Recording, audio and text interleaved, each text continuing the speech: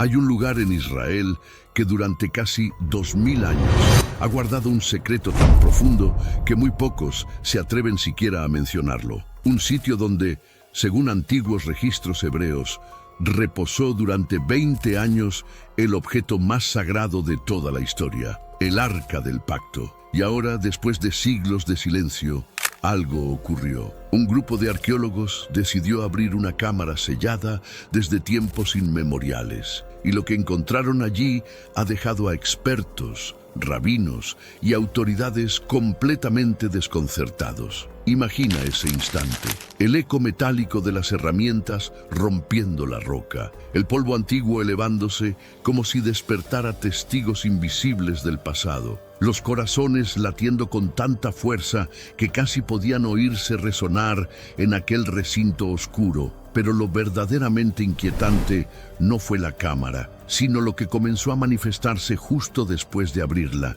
¿Será esta una de las señales que las Escrituras anunciaron? Quédate, porque lo que estás a punto de ver podría cambiar todo lo que creemos saber. Cuando finalmente lograron atravesar esa barrera de piedra sellada hace tanto tiempo, lo que esperaban encontrar era simple, nada más que tierra, polvo acumulado durante generaciones, tal vez algunos fragmentos de cerámica antigua, quizás el eco de un vacío histórico. Pero lo que sus ojos presenciaron en aquel momento desafió cada expectativa racional que pudieran haber tenido. Lo que descubrieron ahí dentro no solo cambió por completo todo lo que la arqueología moderna creía saber sobre el antiguo Israel, sino que sacudió los cimientos mismos de la fe, la historia y la ciencia tal como las conocemos. Oculto bajo capas y capas de roca sedimentada, protegido por el peso de los siglos, yacía un objeto que hasta ese momento solo había existido en las páginas de las Escrituras sagradas. Un objeto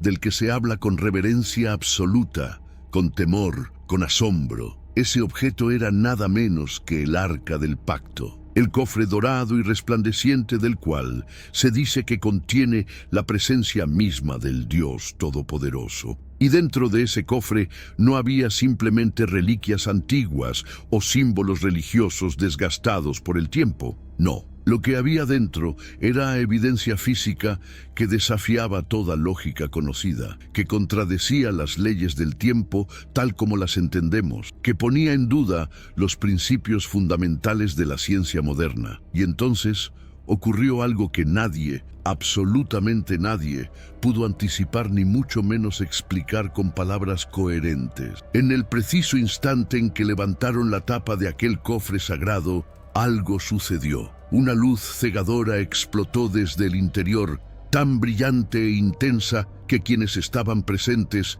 tuvieron que cubrirse el rostro con las manos. Un aroma penetrante a aceite quemado inundó la cámara, como si 1000 lámparas antiguas acabaran de encenderse al mismo tiempo. Y luego, lo más perturbador de todo, un silencio. Pero no era un silencio común y corriente, era un silencio que parecía tener vida propia, que se sentía denso, palpable, casi como si estuviera respirando junto a ellos. Un silencio que pesaba sobre sus hombros como una presencia invisible pero innegable. Entonces la pregunta que todos se hacen, la pregunta que resuena en cada rincón de este misterio es esta: ¿acaso estaban presenciando el regreso del poder divino a la tierra? ¿Era esta la manifestación tangible de Dios volviendo a caminar entre nosotros después de tantos siglos de aparente ausencia? O tal vez, y esto es lo que estremece hasta los huesos, era la advertencia final, la última señal antes de que las profecías escritas hace miles de años comiencen a desarrollarse frente a nuestros ojos, cumpliendo cada palabra que fue anunciada sobre el fin de los tiempos. Pero antes de sumergirnos completamente en esta historia, que cambiará tu perspectiva sobre todo, déjame decirte algo importante. Si eres de las personas que sienten fascinación genuina por los misterios bíblicos que han permanecido sin resolver durante milenios, si te apasiona explorar los descubrimientos llenas de fe que no solo fortalezcan tu espíritu, sino que también cuestionen todo aquello que el mundo secular intenta imponernos como verdad absoluta. Entonces, necesito que hagas algo ahora mismo. Dale me gusta a este video, activa las notificaciones y suscríbete a este canal, porque lo que estás a punto de descubrir no solo te dejará sin palabras, sino que probablemente transformará la manera en que entiendes el pasado, el presente y especialmente el futuro que nos espera. Ahora sí, volvamos a aquel momento crucial. Intenta visualizarlo con todos los detalles posibles. Colócate mentalmente en esa escena. Un equipo de arqueólogos, personas que han dedicado toda su vida adulta al estudio meticuloso de civilizaciones extintas, personas que han excavado tumbas, templos y ciudades perdidas en todo Medio Oriente, personas que creían haber visto absolutamente todo lo que la Tierra podía ocultar bajo su superficie. Estos profesionales, armados con sus herramientas especializadas, sus mapas antiguos y sus instrumentos de medición modernos, finalmente lograron romper el sello de piedra de una cámara que había permanecido cerrada durante un periodo de tiempo tan largo que resulta difícil de comprender para la mente humana. Mientras trabajaban para abrir esa entrada sellada, sus mentes probablemente anticipaban lo usual. Paredes vacías, tal vez algunas inscripciones desgastadas por la humedad, posiblemente nada de valor científico real. El polvo que se había acumulado durante generaciones y generaciones sería barrido. Se tomarían algunas fotografías para los registros oficiales. Se documentaría el sitio y luego se cerraría nuevamente. Eso era lo esperado, eso era lo lógico, pero la realidad que enfrentaron fue completamente opuesta a cualquier expectativa razonable. Porque ahí, en las profundidades de aquella cámara subterránea, oculto bajo el peso aplastante de siglos enteros de roca compactada, protegido por capas geológicas que se habían formado lentamente a lo largo de incontables años, descansaba un objeto cuya existencia muchos consideraban meramente mitológica. Un objeto que hasta ese preciso momento solo había sido descrito en los textos sagrados, en las escrituras antiguas, en los relatos que los escépticos modernos habían catalogado como meras leyendas o simbolismos religiosos sin fundamento histórico real. Era el Arca del Pacto, el legendario cofre elaborado con madera de acacia y revestido completamente con oro puro. El contenedor sagrado del cual generaciones enteras de creyentes han hablado con voz temblorosa. El objeto que, según las escrituras, fue diseñado para albergar nada menos que la presencia tangible del Creador del universo. Y cuando finalmente pudieron examinar su interior, cuando se atrevieron a mirar dentro de ese cofre que había estado sellado durante tanto tiempo, lo que encontraron no fueron simplemente objetos religiosos antiguos cubiertos de polvo, no fueron solo símbolos ceremoniales sin importancia práctica. Lo que había dentro era evidencia física que contradecía frontalmente todo lo que la ciencia moderna nos ha enseñado sobre cómo funciona la realidad. Evidencia que desafiaba las leyes naturales del deterioro y la descomposición. Evidencia que ponía en tela de juicio nuestra comprensión fundamental del tiempo, del espacio, de la materia misma. Era como si las reglas que gobiernan nuestro universo simplemente hubieran decidido no aplicarse dentro de aquel cofre sagrado. Y luego vino el momento que nadie pudo prever, el instante exacto en que levantaron la tapa del arca. Fue entonces cuando todo cambió. Una luz absolutamente cegadora estalló desde el interior del cofre con tal intensidad que parecía tener sustancia física. No era simplemente luz en el sentido que normalmente entendemos. Era algo más, algo que hacía que el aire mismo vibrara con energía. Los presentes tuvieron que apartar sus rostros, cubrirse los ojos con las manos, porque mirar directamente hacia esa luminosidad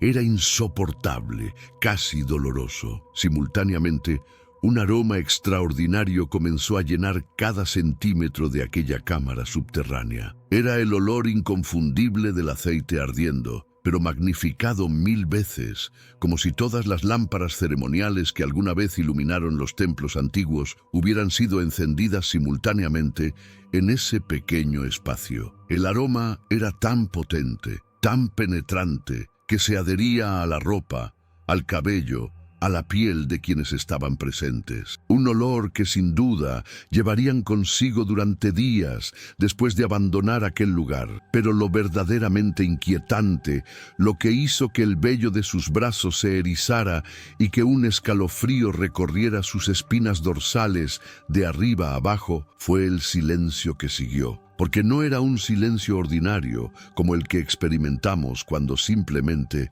no hay ruido. Este era un silencio diferente, un silencio que tenía textura, peso, presencia. Era como si el silencio mismo se hubiera convertido en un ser vivo que los observaba, que respiraba a su alrededor, que los envolvía como una manta invisible, pero innegablemente real. Un silencio tan denso que podían sentirlo presionando contra sus tímpanos, haciéndolos conscientes de cada latido de su corazón, de cada inhalación y exhalación de sus pulmones. En ese momento, mientras permanecían congelados en ese estado de asombro mezclado con terror reverencial, una única pregunta dominaba cada mente presente. ¿Qué estaban presenciando exactamente? Era este el momento profetizado en las escrituras antiguas, el momento en que el poder divino que había estado ausente de la tierra durante tantos siglos finalmente regresaba para reclamar su lugar. Era la manifestación física del Todopoderoso descendiendo nuevamente para habitar entre su creación. ¿O acaso, y esta posibilidad era aún más aterradora, se trataba de la advertencia final, la última señal celestial, antes de que las profecías sobre los últimos días comenzaran su cumplimiento inexorable, arrastrando consigo todo lo que conocemos hacia un destino que fue escrito hace milenios? Para comprender verdaderamente la magnitud de este descubrimiento, para captar la importancia monumental de lo que estamos hablando aquí, necesitamos retroceder en el tiempo. Necesitamos viajar miles de años atrás y entender qué era realmente el Arca del Pacto. Porque no era simplemente otro artefacto religioso más entre los muchos que las culturas antiguas crearon. No era apenas una pieza decorativa para ceremonias o un símbolo vacío de devoción. El Arca del Pacto representaba algo infinitamente más profundo y trascendental. Este objeto sagrado era literalmente el centro, el punto focal absoluto de la presencia divina sobre la tierra. Era el lugar donde el cielo tocaba el suelo, donde lo eterno intersectaba con lo temporal, donde el creador del universo elegía manifestarse físicamente ante su creación. Cada aspecto de su diseño, cada medida, cada detalle decorativo, cada elemento de su construcción no fue dejado al azar ni confiado al criterio artístico humano. Todo, absolutamente todo, fue ordenado directamente por Dios mismo. En el libro del Éxodo encontramos instrucciones meticulosamente detalladas que el Altísimo entregó personalmente a Moisés en el monte Sinaí. Nada quedó librado a la imaginación o la creatividad humana. Las especificaciones eran precisas hasta el último centímetro. El arca debía construirse utilizando exclusivamente madera de acacia, un árbol cuya madera es conocida por su durabilidad extraordinaria y su resistencia casi sobrenatural a la descomposición. Pero esa madera no quedaría expuesta. Debía ser revestida completamente, tanto por dentro como por fuera, con oro puro de la más alta calidad. Las dimensiones fueron igualmente específicas. El cofre mediría poco más de 1 metro de largo por aproximadamente 60 centímetros de ancho. No era enorme en términos de tamaño físico, pero su importancia espiritual era inconmensurable. Sobre la parte superior de este cofre debía colocarse lo que las Escrituras llaman el propiciatorio o asiento de la misericordia. Era una plancha de oro macizo, pulida, hasta que su superficie brillara como un espejo líquido, reflejando la luz con una intensidad que dolía a los ojos. Y sobre ese propiciatorio, formando parte integral de la misma pieza de oro, debían ser esculpidos dos querubines. Estos no eran simples decoraciones angélicas, eran representaciones de seres celestiales de poder inimaginable, guardianes del trono mismo de Dios. Las figuras de estos querubines estaban posicionadas enfrentándose una a la otra, con sus alas extendidas hacia adelante, cubriendo el espacio entre ellas, y sus rostros, eternamente tallados en oro, mantenían su mirada fija hacia abajo, contemplando el espacio invisible entre sus alas, donde moraba la gloria indescriptible del Altísimo. Pero aquí viene la parte verdaderamente extraordinaria, la parte que separa al arca de cualquier otro objeto religioso que jamás haya existido. Su propósito trascendía lo meramente simbólico o ceremonial. Cuando los israelitas llevaban el arca consigo hacia el campo de batalla, cuando los sacerdotes la transportaban en procesión solemne frente a los ejércitos, algo sobrenatural ocurría. La victoria no era simplemente probable, era virtualmente garantizada. Las murallas de ciudades fortificadas se derrumbaban ante su presencia. Ejércitos enemigos superiores en número eran derrotados, de maneras que desafiaban toda explicación militar lógica. Era como si las leyes naturales de la guerra simplemente dejaran de aplicarse cuando el arca estaba presente. Pero el poder del arca funcionaba en ambas direcciones. No era una herramienta que pudiera ser manipulada o controlada según la conveniencia humana. Cuando el pueblo de Israel decidía desobedecer los mandamientos divinos, cuando se apartaban del camino que Dios había trazado para ellos, cuando la rebelión y la idolatría entraban en sus corazones, ese mismo poder que les había traído victoria se volvía en su contra. La destrucción llegaba no desde sus enemigos externos, sino desde el interior mismo de su campamento. Personas morían. Plagas se desataban. El castigo divino caía con una severidad que servía como recordatorio aterrador de que este objeto no era solo simbólico. El arca literalmente palpitaba con energía divina. No era una representación muerta o inerte de conceptos espirituales abstractos. Era un portal activo, un punto de contacto vivo entre el reino celestial y el mundo material. Representaba el pacto sagrado, el contrato inquebrantable entre el cielo y la tierra, entre el Creador infinito y su creación finita. Era la promesa de Dios de habitar entre su pueblo, pero también el recordatorio constante de su santidad absoluta, una santidad tan pura e intensa que la humanidad caída no podía acercarse a ella sin la mediación apropiada. Por esa razón exacta, el arca no podía ser colocada en cualquier lugar, ni podía ser accesible para cualquier persona. Fue posicionada estratégicamente detrás de una cortina extraordinariamente gruesa, tejida con hilos escarlata, púrpura y azul, entrelazados con lino fino.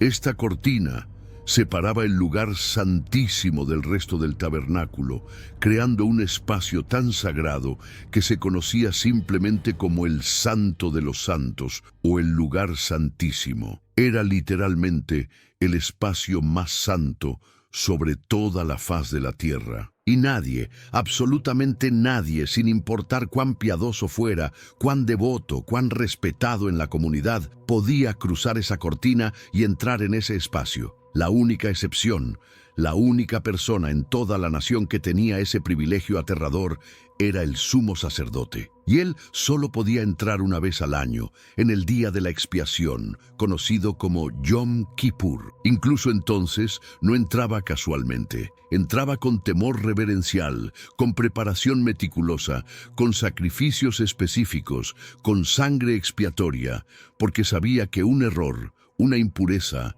un paso en falso podría significar muerte instantánea. Año tras año, generación tras generación, siglo tras siglo, el arca permaneció en ese lugar como el objeto más sagrado que existía sobre la tierra. Era el centro absoluto de la adoración israelita, el corazón palpitante de su identidad nacional y espiritual. Pero entonces, en un momento específico de la historia que marca uno de los mayores enigmas de todos los tiempos, algo incomprensible sucedió. El arca desapareció. simplemente se desvaneció de la existencia registrada. Y desde ese instante preciso comenzó el mayor misterio de toda la historia bíblica. Una pregunta que ha torturado las mentes de estudiosos, arqueólogos, teólogos y buscadores de verdad durante milenios. ¿Hacia dónde fue el Arca del Pacto? ¿Qué le sucedió?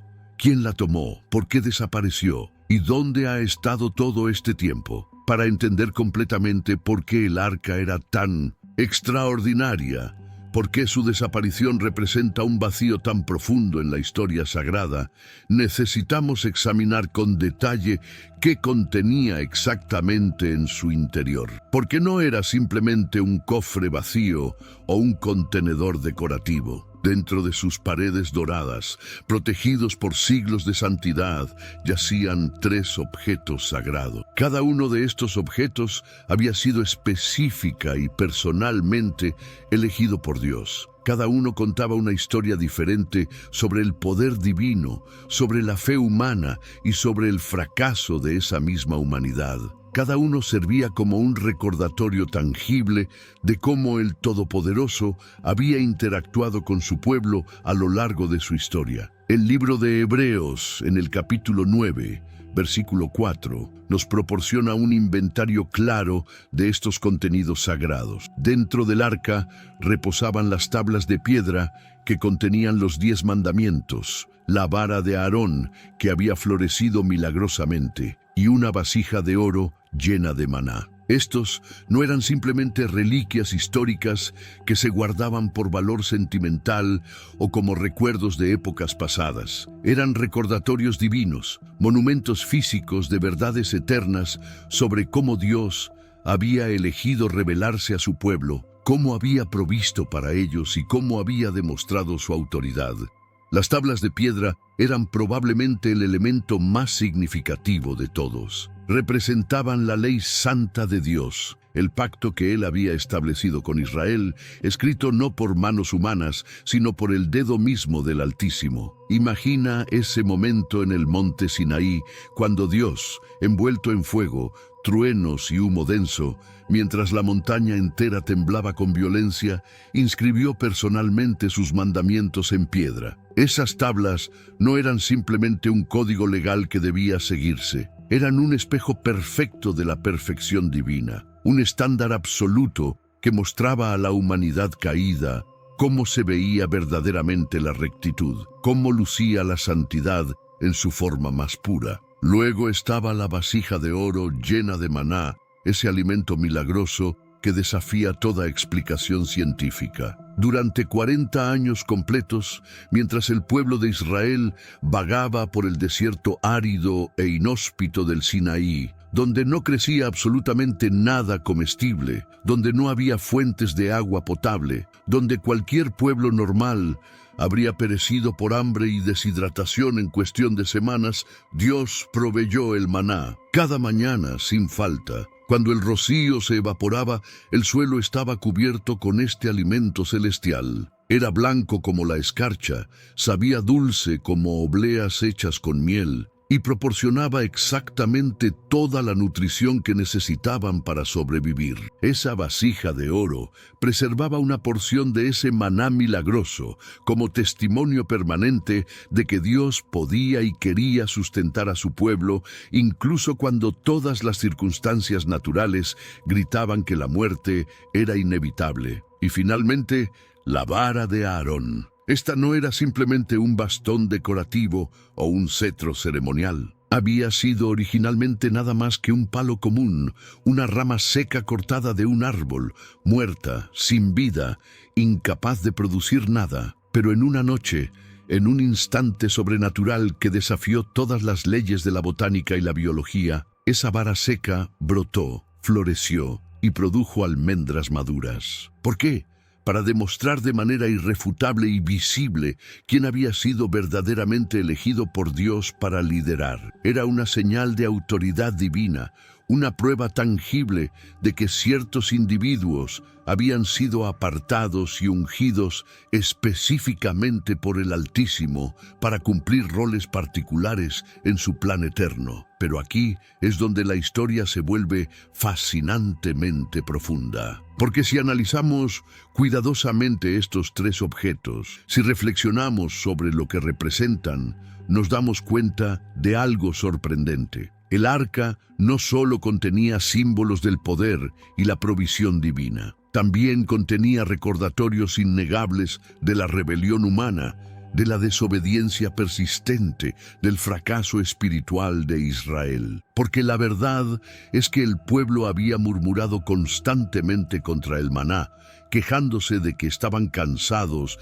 de ese alimento despreciable. Habían cuestionado repetidamente el liderazgo de Aarón, organizando rebeliones, acusándolo de haberse exaltado a sí mismo sin autorización divina. Y en cuanto a los 10 mandamientos, habían roto prácticamente cada uno de ellos múltiples veces, comenzando con el becerro de oro apenas semanas después de que la ley fue entregada. Entonces, surge una pregunta legítima y profunda. ¿Por qué? ¿Por qué colocaría Dios símbolos del fracaso humano dentro de su objeto más santo? ¿Por qué permitir que recordatorios de la rebelión y la ingratitud de Israel permanecieran dentro del cofre que representaba su presencia? La respuesta revela uno de los principios más hermosos y misericordiosos de toda la teología bíblica. El arca no fue diseñada para condenar. No fue creada para señalar constantemente los pecados y mantenerlos expuestos eternamente ante los ojos de un Dios airado. No, su propósito era exactamente el opuesto. El arca fue diseñada para cubrir, para esconder, para proporcionar un medio por el cual el pecado pudiera ser tratado, perdonado, expiado. Y lo que cubría todo eso, lo que se colocaba literalmente sobre esos recordatorios de fracaso humano, revelaba el secreto más grande de todos. Era el propiciatorio, ese asiento de misericordia elaborado con oro puro. Fue forjado con tal precisión que no tenía imperfecciones visibles, pulido con tanto cuidado que su superficie reflejaba la luz como si fuera agua dorada y líquida. Sobre él se encontraban los 2 querubines de oro macizo, con sus rostros vueltos uno hacia el otro, con sus alas majestuosas extendidas hacia adelante, como si estuvieran protegiendo algo precioso e invisible, como si custodiaran un secreto que el ojo humano no podía percibir completamente. Este propiciatorio era el punto exacto donde el cielo descendía para encontrarse con la tierra. Era el lugar de encuentro divino, el sitio donde lo eterno tocaba lo temporal, donde lo infinito se hacía accesible a lo finito. Una vez cada año, en el sagrado y temible día de la expiación, el sumo sacerdote realizaba una ceremonia que era simultáneamente hermosa y aterradora. Se preparaba durante días, purificándose ritualmente, vistiendo vestiduras específicas de lino blanco, llevando consigo incienso aromático que llenaba la cámara con nubes densas de humo fragante, con manos literalmente temblorosas, sabiendo que un error podría costarle la vida instantáneamente, entraba en el lugar santísimo. Allí, ante el arca resplandeciente, realizaba un acto de significado cósmico. Rociaba la sangre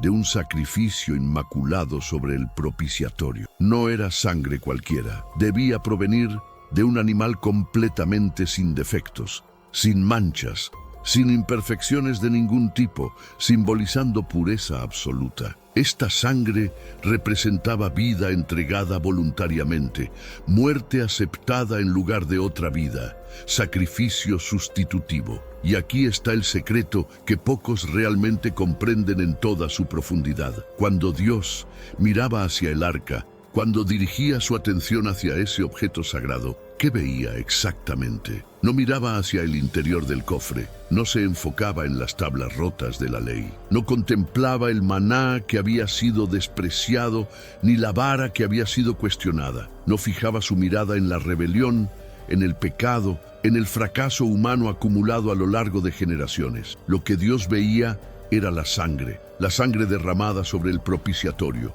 la sangre que cubría todo lo demás, la sangre que servía como puente entre su justicia perfecta y su misericordia infinita, entre su ley inmutable y su gracia inmerecida. La sangre transformaba el asiento del juicio en el asiento de la misericordia. El lugar donde debería caer la condenación se convertía en el lugar donde fluía el perdón. Esta era la lección monumental que el arca enseñaba silenciosamente año tras año. La misericordia divina cubría completamente el fracaso humano. El juicio quedaba oculto, escondido, eclipsado por la gracia. Y todo esto era un mensaje profético, una sombra de algo infinitamente mayor que estaba por venir. Apuntaba hacia adelante a través del tiempo, señalando hacia un día futuro cuando un sacrificio perfecto, no un animal sin defectos, sino el Hijo mismo de Dios, derramaría su sangre, no sobre una tapa de oro dentro de un templo terrenal,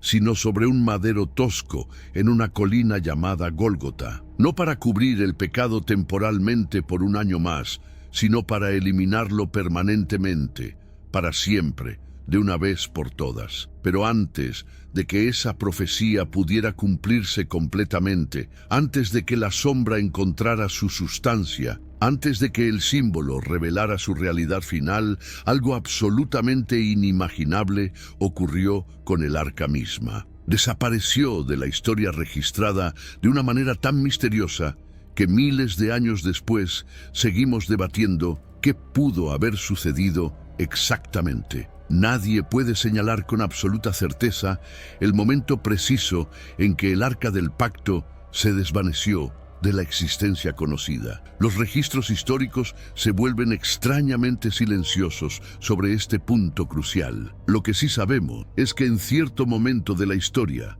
el arca estaba exactamente donde debía estar, dentro del magnífico templo que el rey Salomón había construido en Jerusalén. Era el centro de la adoración nacional. Miles de personas peregrinaban para estar cerca de ese lugar santo. Los sacrificios se ofrecían diariamente. El incienso aromático ascendía constantemente. La presencia de Dios habitaba allí de manera tan tangible que los sacerdotes a veces no podían permanecer de pie debido al peso de su gloria. Y luego, en algún momento entre esos días de gloria y el año 586 a.C., el arca simplemente desapareció. Fue aproximadamente en ese año fatídico cuando el imperio babilónico, bajo el liderazgo del rey Nabucodonosor, invadió Jerusalén con una furia devastadora. Los babilonios no vinieron simplemente a conquistar, vinieron a destruir completamente, a arrasar, a dejar tan pocas piedras sobre piedras que la ciudad quedara prácticamente irreconocible. El templo hermoso de Salomón, esa maravilla arquitectónica que había tomado años construir, que había costado recursos incalculables, que brillaba con oro y metales preciosos, fue saqueado sistemáticamente. Los invasores tomaron todo lo de valor, arrancaron el oro de las paredes, quebraron los utensilios sagrados, robaron los tesoros acumulados durante generaciones. Los escribas babilonios fueron meticulosos en documentar cada objeto valioso que fue tomado como botín de guerra. Realizaron inventarios detallados de todo el oro, la plata, los bronces, las piedras preciosas, cada candelabro, cada copa ceremonial. Cada instrumento del templo fue cuidadosamente registrado en sus listas de conquista. Pero hay algo extraordinariamente extraño en esos registros. Entre todas esas listas exhaustivas de tesoros capturados, entre todos esos inventarios detallados de objetos confiscados, hay una ausencia que clama al cielo por explicación. El arca del pacto no aparece mencionada en ninguna parte, ni una sola referencia. Ni siquiera una línea que diga que fue destruida o que intentaron tomarla, pero no pudieron. Simplemente no está allí, como si nunca hubiera existido, como si se hubiera evaporado del registro histórico sin dejar rastro alguno. Esta omisión es profundamente significativa porque el arca habría sido sin duda alguna el tesoro más valioso de todos, no solo por su valor material como un objeto recubierto completamente de oro puro, sino especialmente por su valor simbólico. Capturar el arca habría representado la victoria suprema sobre el Dios de Israel. Habría sido el trofeo máximo, la humillación definitiva. Los babilonios seguramente habrían alardeado de poseer tan poderoso objeto. Lo habrían exhibido públicamente.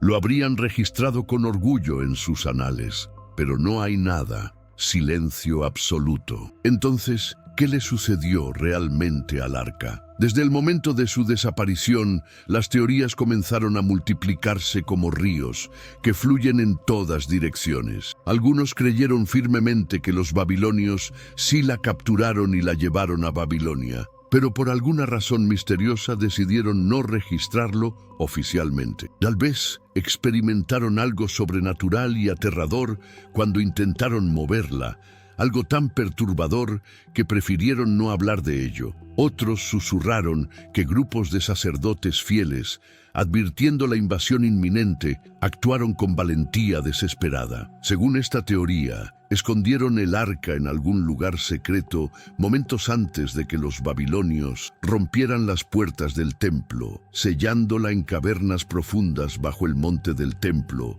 o transportándola de noche hacia las colinas remotas de Judea, donde podría permanecer oculta indefinidamente. Y así nació un misterio que resonaría a través de los siglos, transmitiéndose de generación en generación, mutando y creciendo con cada relato. Los profetas de Israel lloraron su ausencia, como si hubieran perdido un familiar querido. Escribieron lamentaciones sobre el vacío que dejó. Los reyes posteriores la buscaron obsesivamente, enviando expediciones a través de territorios peligrosos, excavando en lugares remotos, siguiendo rumores y leyendas. Estudiosos dedicaron vidas enteras a rastrear cada pista, cada mención histórica, cada fragmento de información que pudiera revelar su destino final. Sin el arca, el lugar santísimo quedó vacío. Ese espacio que una vez vibró con la presencia divina tan intensamente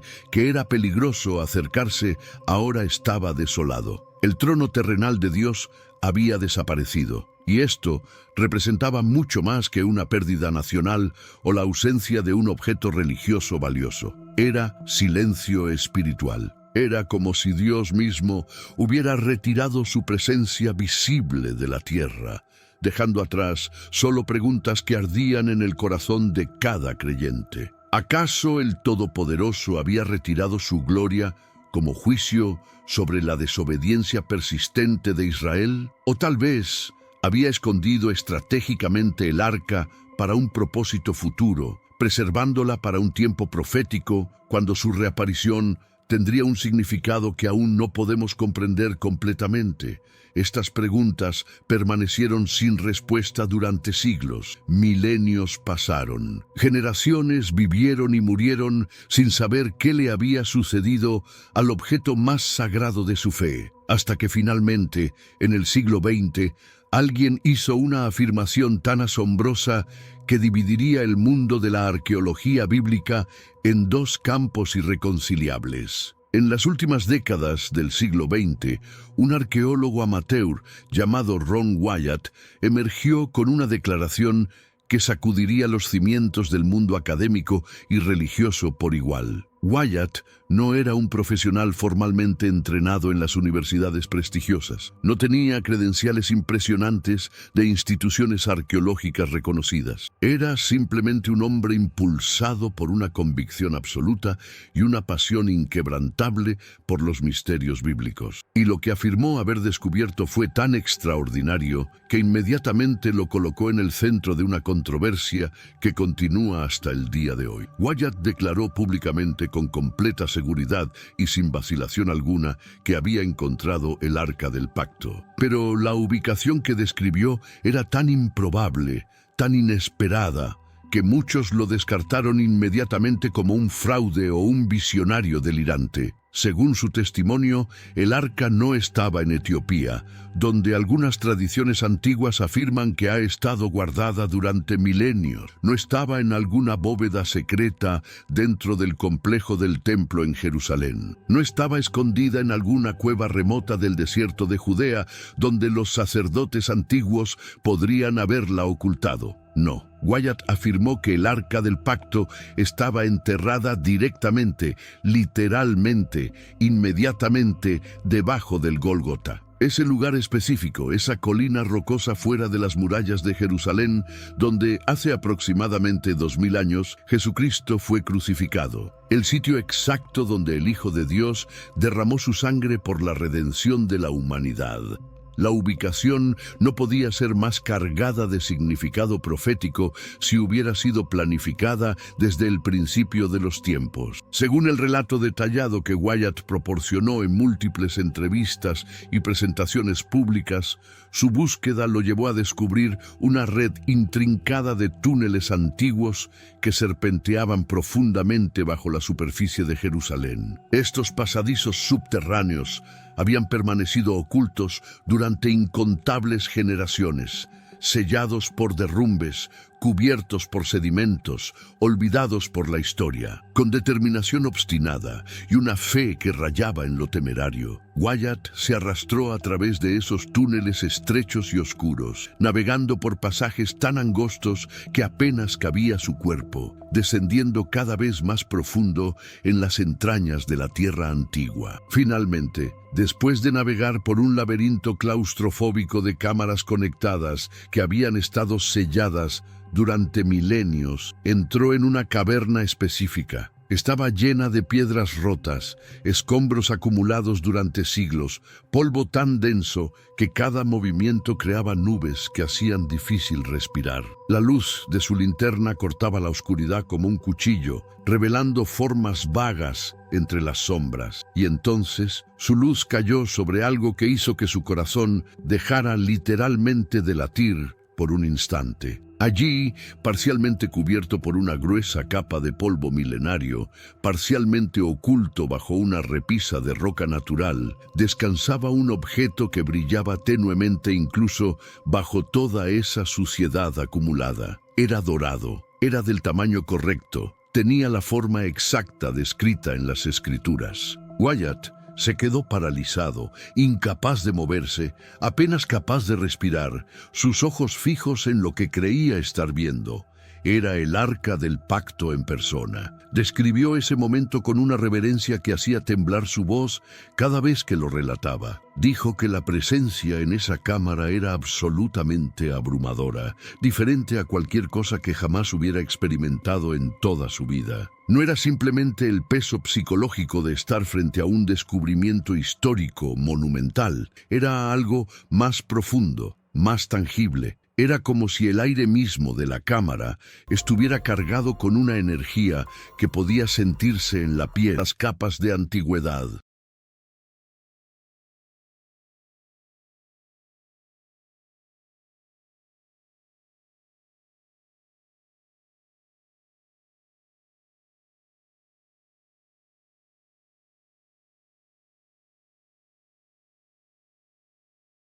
On this Saturday night, tragedy in Texas. Caught on camera in Las Vegas, the ground was moving.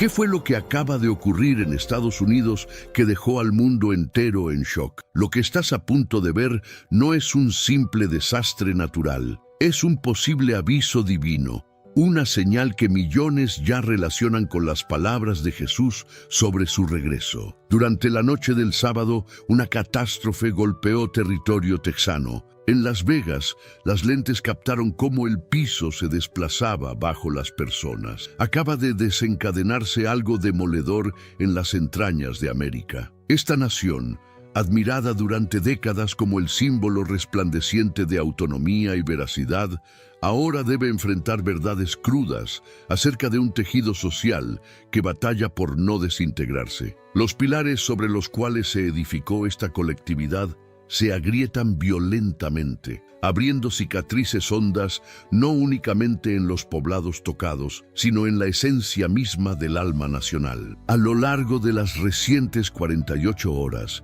mientras los encabezados saturaban monitores, exhibiendo saludos protocolarios, rostros sonrientes diseñados para cámaras o informes climatológicos sobre nevadas, algo sustancialmente más grave empezaba a formarse en las tierras de Salt Lake City, un fenómeno colosal que no nació exclusivamente de existencias quebrantadas, sino de una realidad que literalmente se fragmentó delante de nuestras pupilas. No fue una desintegración azarosa ni casual. Representaron las alertas que Jesús marcó hace más de 20 siglos manifestándose en nuestro presente. No hablamos de una calamidad solitaria.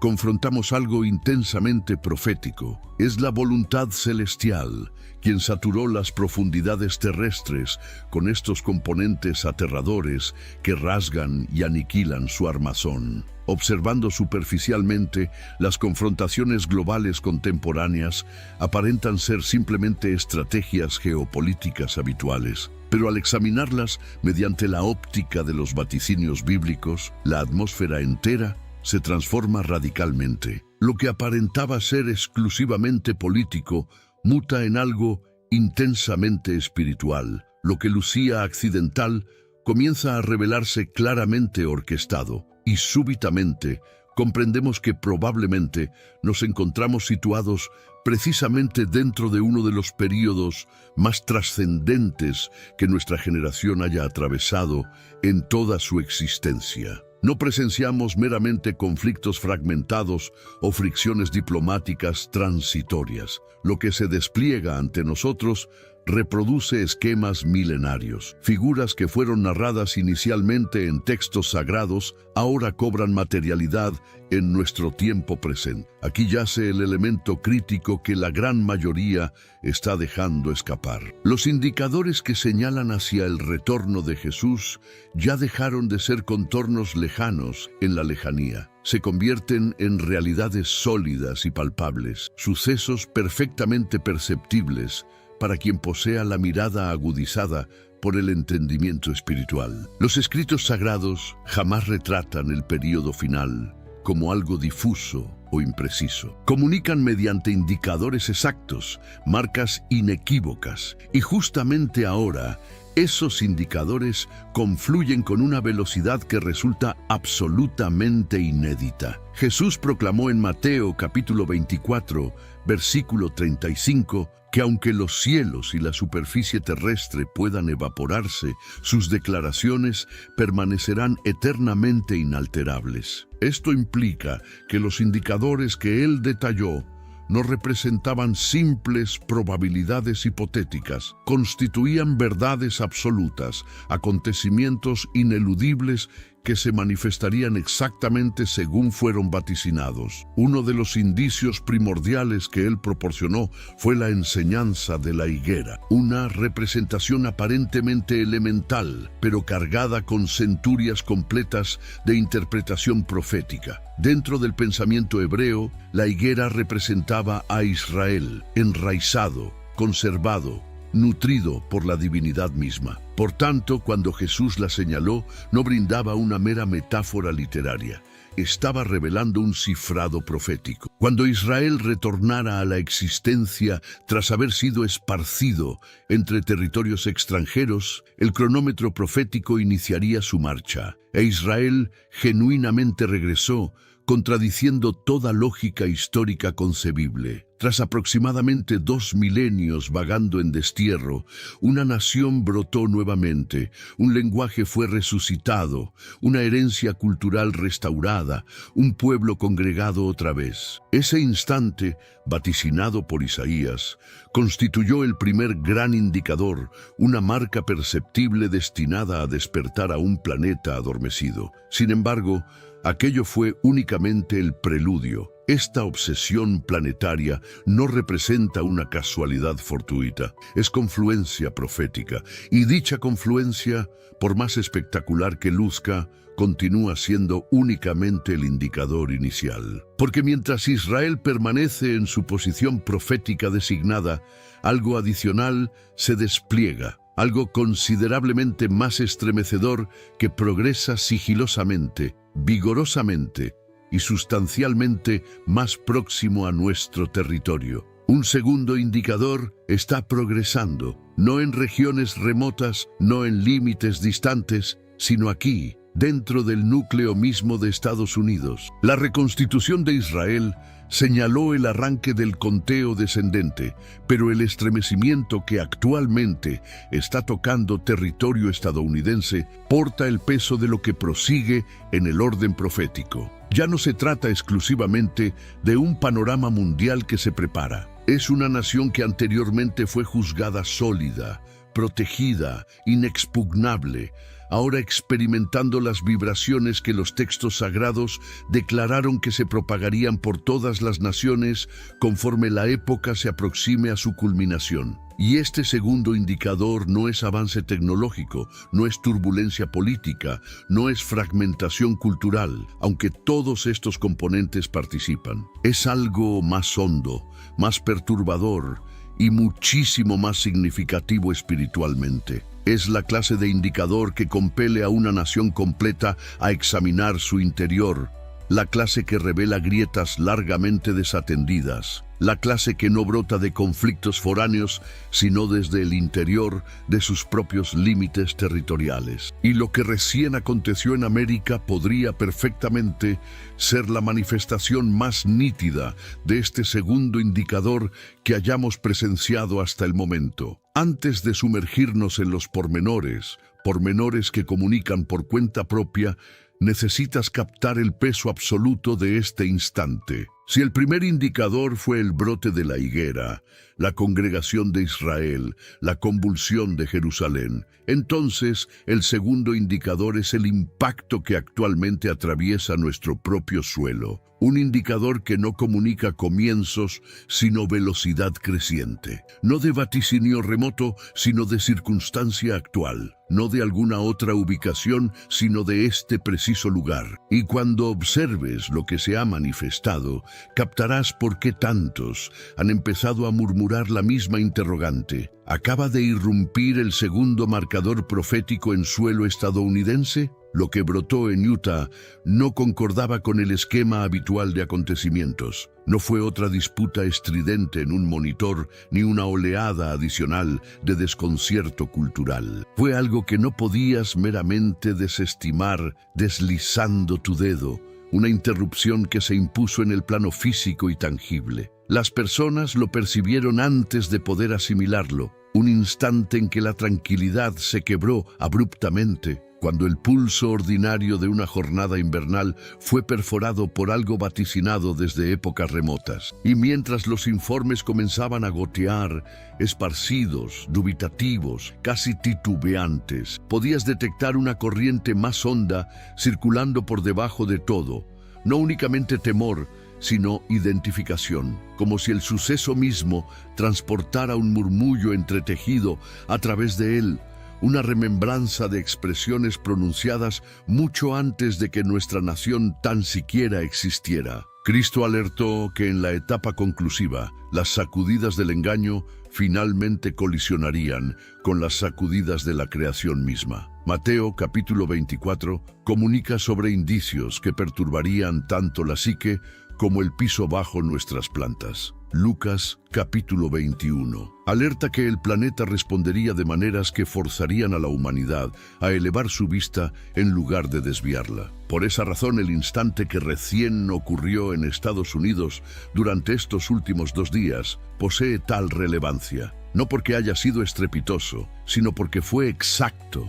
No porque haya sido sensacionalista, sino porque se sincronizó silenciosamente, perturbadoramente, con la secuencia que los textos sagrados dispusieron frente a nosotros. Un planeta que pierde su dominio sobre la veracidad y posteriormente una convulsión que nos recuerda que el entramado de la realidad es considerablemente más endeble de lo que suponemos. Isaías anticipó una jornada en que el Todopoderoso se alzaría para sacudir lo que se había tornado insensibilizado. Pablo habló de un espejismo que se propagaría hasta que incluso lo evidente se tornara confuso. Cuando esas dos corrientes convergen, veracidad distorsionada y creación alterada, los sucesos comienzan a percibirse menos accidentales y más consecuentes. Y Estados Unidos recién experimentó uno de esos instantes. No el cuadro íntegro,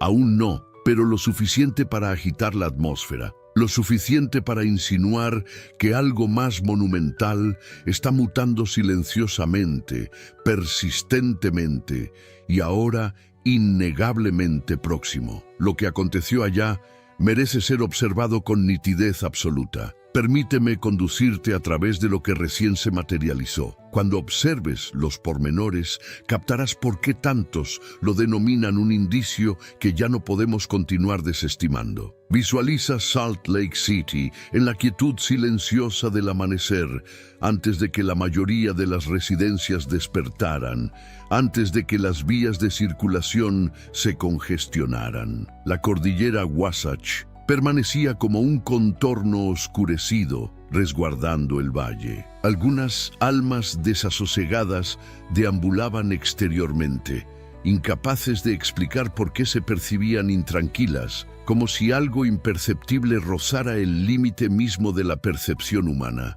y posteriormente, sin presagio, sin vibración previa, ni señal de alerta, aconteció. Esta ocasión no fue un ruido, no fue un destello celestial, sino que las aguas próximas al gran lago salado, aguas que habían permanecido inalteradas durante generaciones completas, se metamorfosearon. Los presentes relatan que no meramente modificaron su tonalidad o consistencia, fue como si la naturaleza misma del lago se transformara ante sus propias pupilas. Un fulgor emergió desde las profundidades, discreto inicialmente, posteriormente extrañamente viviente. El destello se propagó a lo largo de la ribera como un manto móvil, paralizando súbitamente a pescadores, viajeros madrugadores y personal de respuesta inmediata. Algunos retrocedieron atemorizados, otros avanzaron más,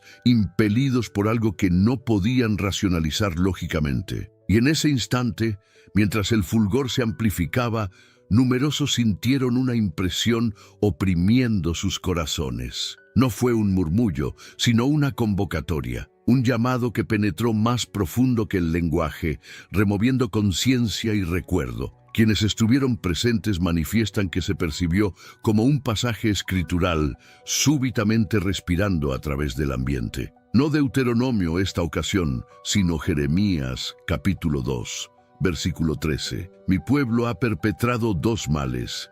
Me han abandonado, la fuente de aguas vivientes, una advertencia envuelta dentro de una representación de agua transformando su forma, un llamamiento para recordar la fuente que habían desertado. Conforme la luminosidad ascendía y ondulaba, algunos cayeron de rodillas sin comprender por qué. Otros huyeron, creyendo que la costa estaba a punto de resquebrajarse. Equipos de emergencia arribaron, inciertos si enfrentaban contaminación, reacción química o algo sustancialmente más allá de explicación humana. Pero lo que estremeció más a las personas no fue el resplandor mismo, fue lo que parecía revelar. Un habitante de larga data declaró que la luminosidad se sintió como si escrutara su espíritu, exponiendo compromisos olvidados y convicciones largamente desatendidas. Una mujer joven, aguardando transporte público, testificó que percibió un peso sobre su pecho, no temor, sino convicción, forzándola a confrontar elecciones que había justificado durante años. Otro anciano que había residido cerca del lago desde la infancia manifestó que el fulgor se percibió más antiguo que la cuenca del lago salado misma, más antiguo que las montañas, casi como el instante en Génesis cuando la divinidad pronunció luz hacia la existencia.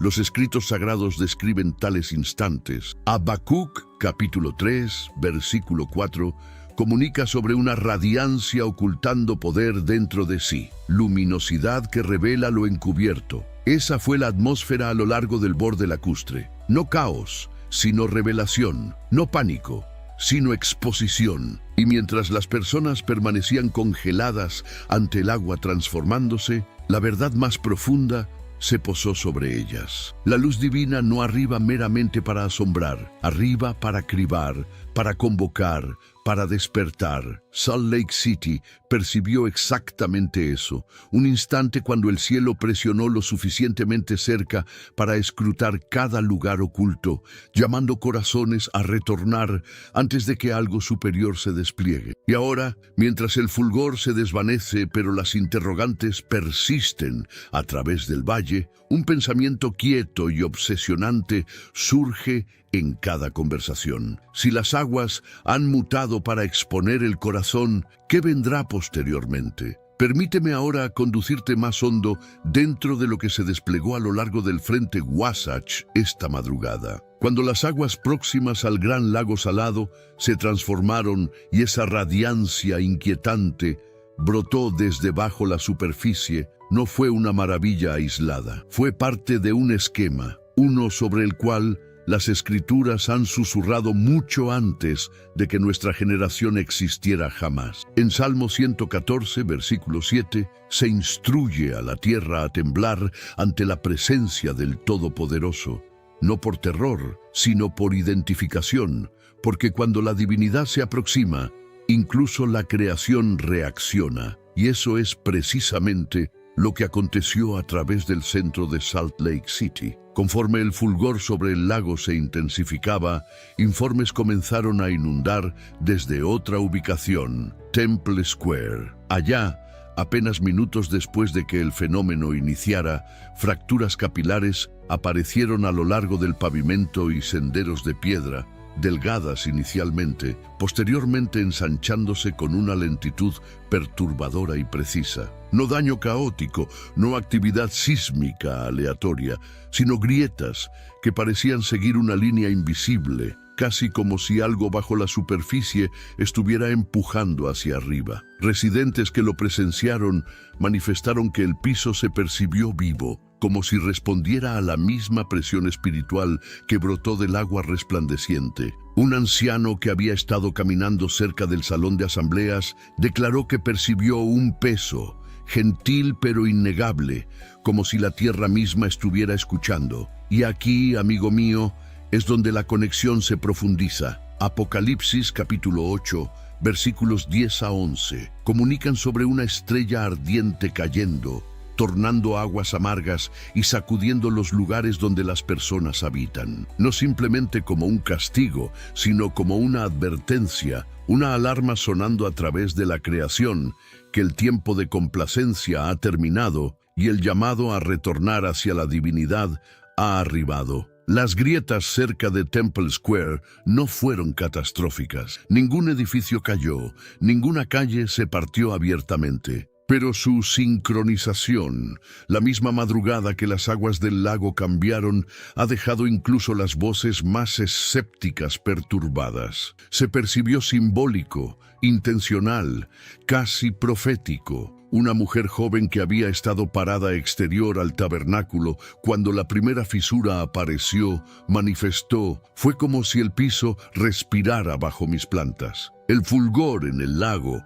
estaba llamando mi atención exteriormente, pero las grietas aquí estaban llamando mi atención interiormente. Otro testigo, un oficial de policía ayudando a guiar multitudes tempranas lejos de las fracturas desarrollándose, admitió que percibió algo que jamás había sentido en sus años de servicio. una sensación de que esto no era simplemente un evento natural. Se percibió como un mensaje y de alguna manera todos éramos parte de él. Percibes la precisión de este instante. El agua se transforma, el piso se abre y las personas tiemblan bajo una presencia que no pueden explicar. No caos, no destrucción, sino revelación. Un espejo de las mismas advertencias en Apocalipsis 8, donde agua, tierra y conciencia humana colisionan bajo el peso de intervención divina. Y sin embargo, todo lo que aconteció hoy se percibe como únicamente el primer movimiento de algo más monumental, algo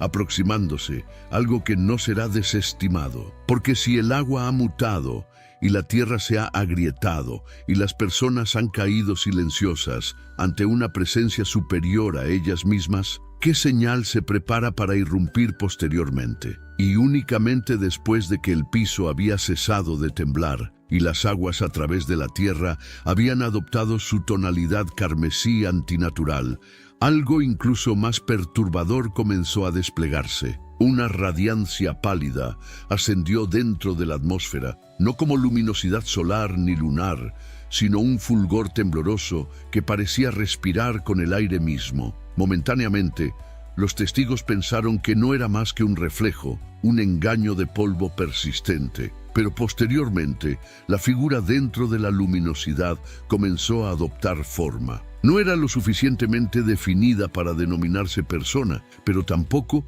lo suficientemente vaga para descartarse como neblina. Una silueta suspendida, inmóvil, sobre el horizonte, como observando al planeta reconciliarse con lo que ya había iniciado. Algunos cayeron de rodillas, otros miraron fijamente en silencio, incapaces de explicar lo que sus ojos rehusaban negar. Esta no era iluminación ordinaria. Arribó sin anuncio, sin patrón, sin advertencia, apareciendo precisamente después de los dos indicios que ya habían sacudido la nación. Y en esa luz extraña y temblorosa, numerosos percibieron el peso de una verdad antigua, resonando a través de sus espíritus. Cuando la creación convulsiona, raramente lo hace solitaria. Algo o alguien siempre está parado detrás del velo. Mientras la radiancia sobre el gran lago salado continuaba pulsando contra el cielo nocturno, mucho después de que las multitudes habían sido desplazadas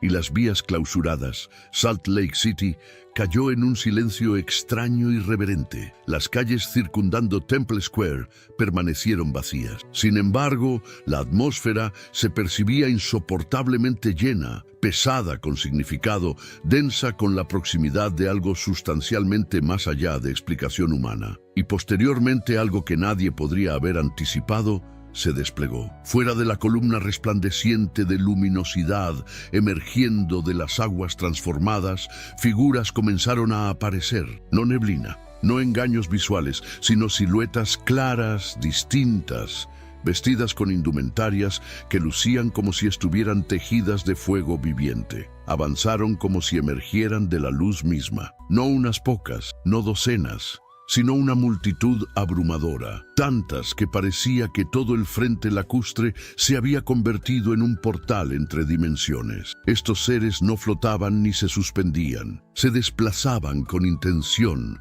atravesando las calles silenciosas cerca de Temple Square, moviéndose a través de los ecos tenues donde personas habían permanecido antes de la evacuación. Fue como si la ciudad aún conservara la impronta de temor humano, culpa humana, anhelo humano, y los ángeles tocaban esas improntas como si tocaran los corazones mismos. Las escrituras respiraron su confirmación desde la distancia. Luminosidad resplandece sobre el sendero de los rectos. Salmo 97, versículo 11. Y ahora, la luz no solamente había brillado, caminaba. Algunos de los seres se inclinaron junto a las grietas de pavimento que habían abierto anteriormente, posando sus manos sobre las piedras como si ministraran a la tierra misma. Otros hicieron pausa junto a barricadas metálicas donde ciudadanos temblorosos se habían reclinado apenas minutos antes. Otros más tocaron el aire mismo, presionando sus palmas hacia adelante como si posaran manos sobre frentes invisibles. porque de una manera invisible por ojos humanos estaban tocando a las personas espiritualmente, directamente, innegablemente, y la prueba llegó velozmente. Cada persona evacuada del frente acuático o del área de Temple Square posteriormente testificó que durante esos mismos minutos algo los tocó. Un hombre manifestó que percibió una mano cálida posarse sobre su hombro mientras oficiales lo apresuraban lejos de la costa resplandeciente. No una mano que quemaba, sino una mano que purificaba. Declaró que visualizó su existencia destellar ante él. Cada compromiso, cada transgresión oculta, y posteriormente escuchó una voz resonando dentro de él, portada sobre el rumor distante aún ascendiendo del lago. Fuiste perdonado por misericordia. No desperdicies lo que permanece. Retorna hacia mí. Una mujer parada detrás de una barricada cerca de South Temple manifestó que percibió una mano tocar su frente, aunque nadie estaba próximo. Y súbitamente visualizó una visión del sufrimiento de Cristo. Las espinas, los clavos, la sangre. Posteriormente una voz susurró: «Este es mi amor por ti. Ahora transporta este amor dentro del mundo». Otros comenzaron a temblar conforme idiomas que jamás habían aprendido brotaban de sus labios. Algunos lloraron sin comprender por qué. Algunos visualizaron destellos de cosas futuras, advertencias, asignaciones, consuelos. Algunos percibieron enfermedades disolverse de sus cuerpos. Algunos percibieron cadenas dentro de ellos quebrarse después de años de esclavitud silenciosa. Y posteriormente, trágicamente, algunos resistieron, incluso tocados por el cielo, incluso removidos por una luminosidad que ningún instrumento humano podría explicar. Un número endureció sus corazones, volteándose inalterados. Amigo mío, esto es lo que acontece cuando la divinidad atraviesa el velo. Avivamiento para los humildes, despertar para los buscadores y juicio para los inflexibles. Existencias remodeladas, corazones perforados, eternidad transformándose en tiempo real sobre una ciudad que jamás anticipó ser el escenario de tal instante. Bendito sea el Todopoderoso. Existen algunos que estarán seguros e intactos mientras el armazón de la naturaleza se disuelve alrededor de ellos. Esas almas dichosas que eligen al Todopoderoso como su porción y a Jesús como su Salvador. Y quienes en este planeta tambaleante buscaron una ciudad que posee fundamentos, cimientos firmes e inquebrantables, estarán protegidos más allá del alcance de esta desolación generalizada. Su felicidad yace segura en un reino que no puede ser movido. Hebreos capítulo 12, versículo 28. Existe un cielo nuevo y una tierra nueva preparados para ellos. Los terremotos son las obras del Todopoderoso y únicamente Él trae esta destrucción sobre la tierra. Que la divinidad es el autor mismo de terremotos y la transgresión la causa moral de terremotos, cualquiera que sea la causa natural, no puede ser negado por quienes creen las Escrituras. Los terremotos son presentados por los escritores, inspirados como el acto judicial, propio de la divinidad, para el castigo de la transgresión. Él mueve montañas sin que lo sepan y las vuelca en su ira. Sacude la tierra de su lugar y hace temblar sus columnas. Job capítulo 9, versículos 5 a 6. Él mira la tierra y tiembla, toca las montañas y derraman humo. Salmo 104, versículo 32. Entonces la tierra se sacudió y estremeció. Los fundamentos de las montañas temblaron. Se conmovieron porque ardía en ira. Salmo 18, versículo 7. En su presencia las montañas se estremecen y las colinas se derriten. La tierra tiembla y sus habitantes son destruidos. ¿Quién puede permanecer ante su ira feroz? ¿Quién puede sobrevivir su furia ardiente? Su rabia resplandece como fuego y las montañas se desmoronan en polvo ante su presencia. Nahum, capítulo 1, versículos 5 a 6. La transgresión es la causa de la ira divina. Los terremotos, el efecto de su ira. Traeré desastre sobre el planeta y su propia iniquidad sobre los malvados. Pondré fin al orgullo de los arrogantes y humillaré el orgullo de los despiadados. Por tanto, haré temblar los cielos, y la tierra se sacudirá de su lugar ante la ira del Todopoderoso en el día de su ira ardiente. Isaías capítulo 13, versículos 11 y 13. Mira, el Todopoderoso va a devastar la tierra y arruinarla. Arruinará su superficie y esparcirá sus habitantes. La tierra está quebrada, la tierra está partida, la tierra está completamente sacudida. Isaías capítulo 24, versículos 1 y 19. Y nuevamente, el Todopoderoso vendrá con trueno y terremoto y gran ruido, con tormenta de viento y tempestad, y llamas de fuego devorador. Isaías capítulo 29, versículo 6. Nada puede ser más explícito que estos testimonios escriturales que determinan tanto la causa como el autor de esta terrible calamidad. No podemos concebir que el universo hubiera sido perturbado por estos desastres furiosos antes de que la transgresión entrara. Por tanto, la razón así, como las Escrituras nos aseguran suficientemente que los terremotos son obras de juicio divino, el efecto propio y castigo de la transgresión. Nada puede ser tan impactante como este juicio de un terremoto cuando llega inesperadamente como un ladrón en la noche, cuando no hay tiempo para huir, ni método para escapar, ni posibilidad de resistir.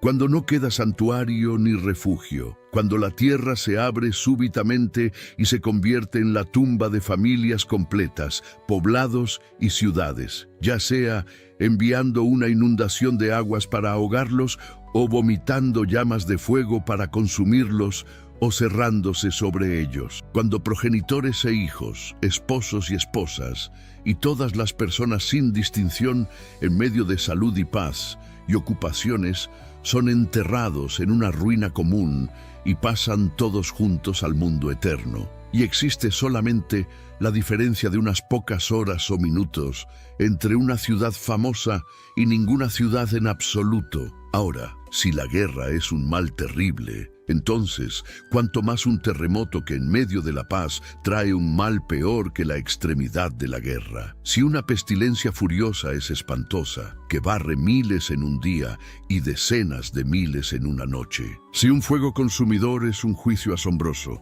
entonces cuánto más asombroso es un terremoto mediante el cual casas y habitantes, poblados y ciudades y territorios son todos destruidos de un golpe en pocos minutos. Para un hombre sentir la tierra que cuelga sobre nada como alguna pelota vasta en medio de un aire delgado. La historia nos informa de los efectos temibles de terremotos en todas las épocas, donde puedes visualizar rocas desgarradas en pedazos, montañas no solamente derribadas, sino removidas, colinas elevadas, no de valles solamente, sino de mares, fuegos irrumpiendo de aguas, piedras y cenizas expulsadas, ríos transformados, mares desplazados, tierra abriéndose, poblados tragados. Muchos eventos horribles semejantes. De todos los juicios divinos, no existe ninguno más horrible, más ineludible que un terremoto. Porque ¿dónde podemos pensar escapar del peligro? Si la cosa más sólida en todo el mundo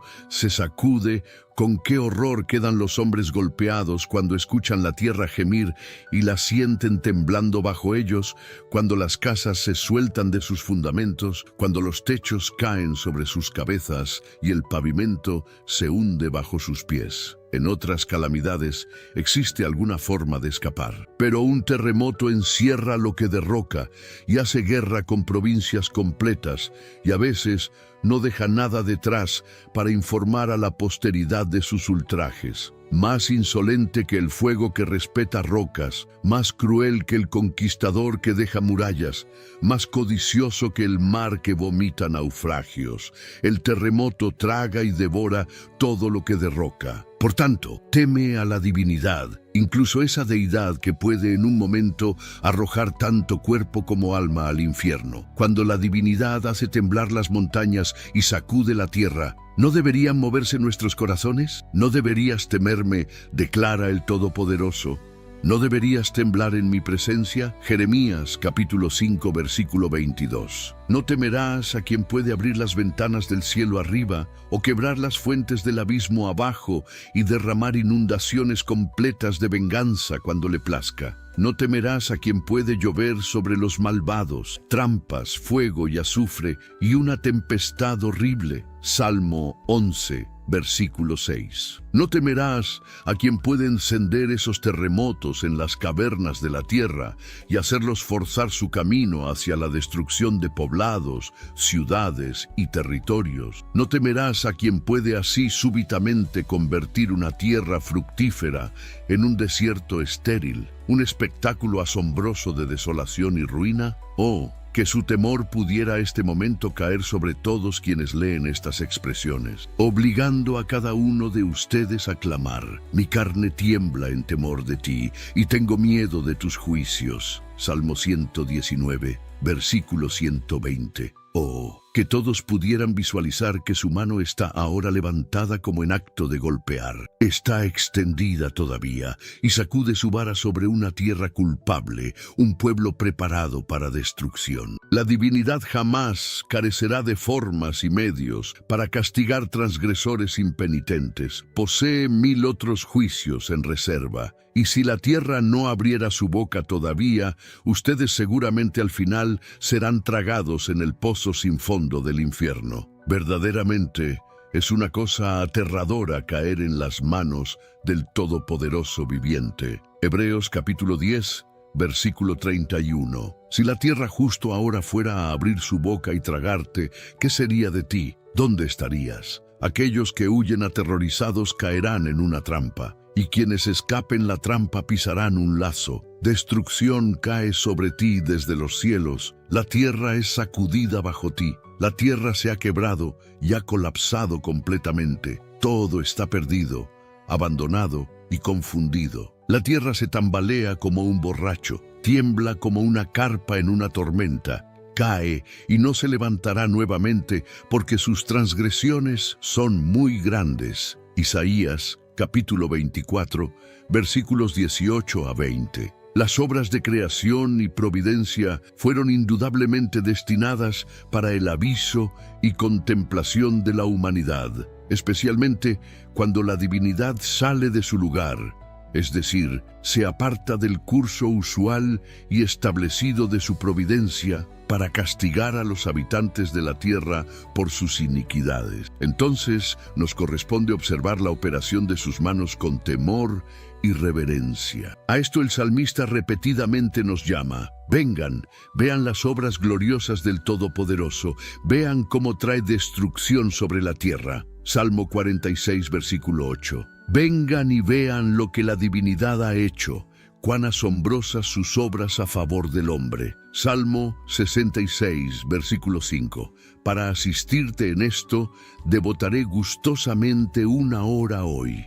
Este planeta es un estado de disciplina para el mundo eterno y por tanto, castigos de diversos tipos y grados deben enumerarse entre las obras ordinarias de providencia: dolor, enfermedad, pérdidas, despojos, decepciones. Estos son los azotes usuales de la mano divina que nuestro Padre Celestial utiliza cada día para castigar a algunos u otros de sus hijos descarriados. Pero cuando estos se encuentran demasiado débiles e ineficaces para su reforma, o cuando por ser tan frecuentes y comunes las personas comienzan a pensarlos cosas naturales y no reconocer la mano divina en ellos, entonces el gobernante universal se aparta de sus métodos usuales de castigos y utiliza tales ejecutores señalados y extraordinarios de su venganza, como no pueden sino despertar a un planeta adormecido y hacerlo sensible de su agencia. En tales momentos, la divinidad lanza su mundo en un fermento y o controla sus leyes establecidas o lleva tales a ejecución como fueron formadas solamente para ocasiones extraordinarias. Los ejecutores extraordinarios de su venganza son generalmente estos 4. 1. Hambruna. 2. Espada. 3. Pestilencia.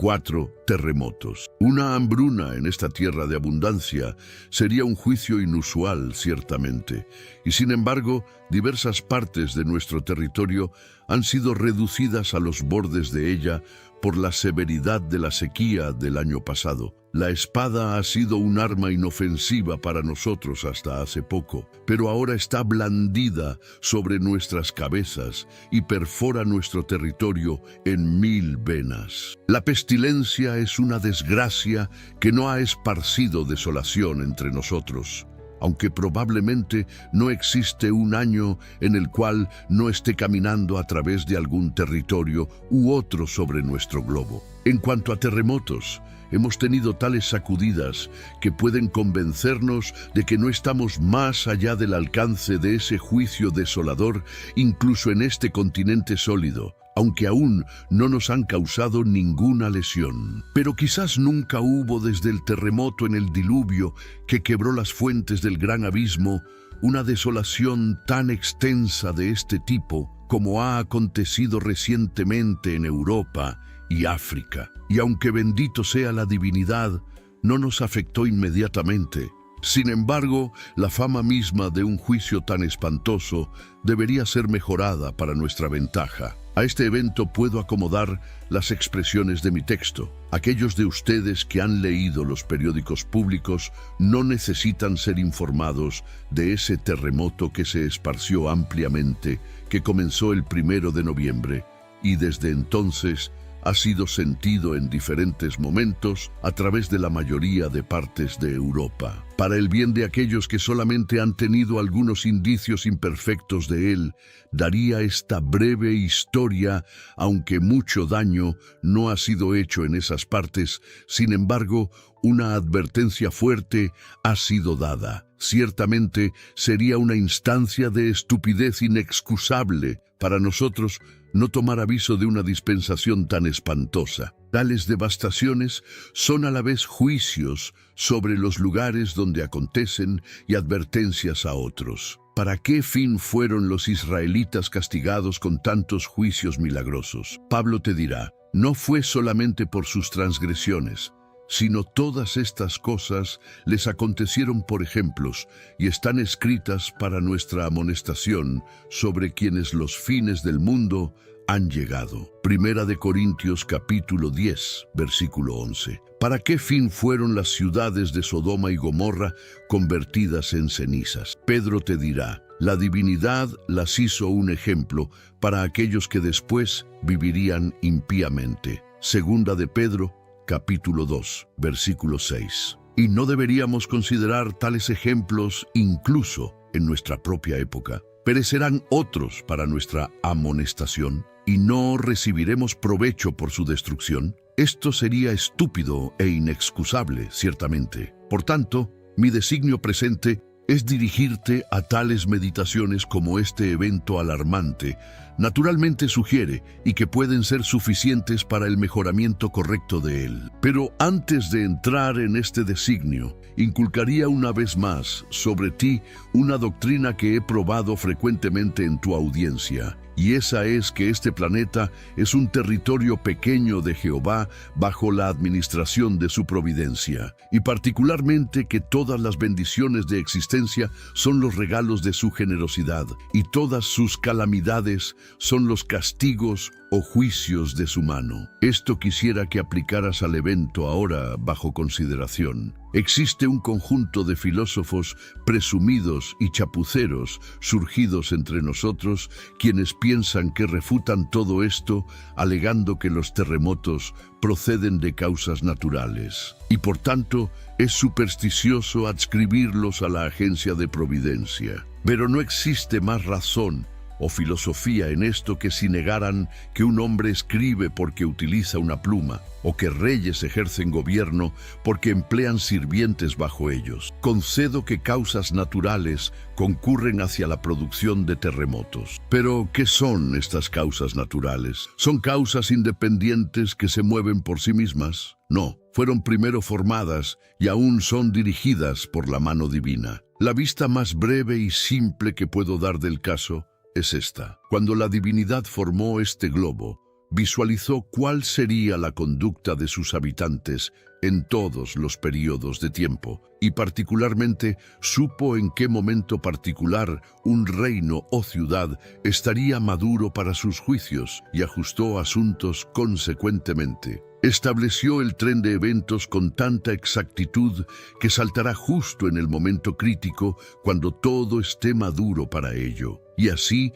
mediante un plan preconcertado, responde todas las exigencias ocasionales del mundo y se ajusta a casos particulares sin una obra milagrosa y directa de su propia mano. O quizás a veces puede pensar necesario trabajar con su propia mano inmediata y suspender o contrarrestar las leyes usuales y establecidas de creación para que su interferencia sea más conspicua. Que esta verdad, entonces, amigos míos, sea colocada profundo en sus mentes como fundamento que los terremotos son los efectos de providencia divina y producidos para responder a algunos de sus fines importantes en el mundo. Y de aquí procedo naturalmente, según promesa, a dirigirte a tales meditaciones como son apropiadas para este evento impactante. Ahora puedes de aquí tomar ocasión para reflexionar sobre la majestad y poder divino, lo espantoso de la ira divina, la pecaminosidad de nuestro planeta, la bondad distinguida de providencia hacia nosotros, la destrucción de este globo en el juicio final. Primero, que el fenómeno majestuoso y terrible de terremotos te ponga en mente de la majestad y poder divino y lo espantoso de su disgusto. Puede lanzar y convulsionar este globo enorme y sacudir sus fundamentos hasta el centro. Continentes temblorosos, montañas ardiendo o hundiéndose, abismos amplios bostezando en tierra sólida, explosiones de minas subterráneas suficientes para hacer trizas. Un mundo son solamente indicios de su indignación, pero mi lenguaje solamente hunde este tema exaltado. Por tanto, te daré las descripciones inimitables de los escritores sagrados. Su sabiduría es profunda, su poder es vasto. ¿Quién le ha resistido y salido ileso? Mueve montañas sin que lo sepan y las vuelca en su ira. Sacude la tierra de su lugar y hace temblar sus columnas.